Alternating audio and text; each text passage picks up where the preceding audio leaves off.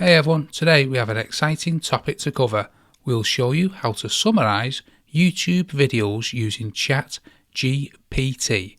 It's a game changer when it comes to extracting key information quickly.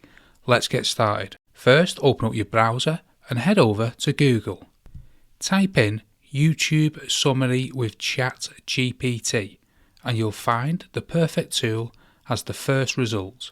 Alternatively, you can directly visit the Google Chrome store and search for the name of the extension we'll be using. Look for the extension called YouTube Summary by glasp.co. Click on it and add to Chrome to install it. It only takes a few seconds to add the extension to your Google Chrome browser. Once the installation is complete, make sure to refresh your YouTube page. Now let's find a video that you'd like to summarise.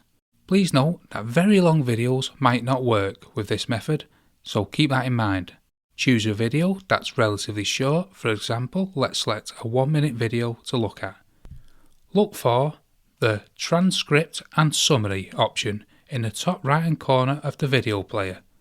Click on the drop down menu and then select transcript. You'll notice a small ChatGPT logo in the top corner.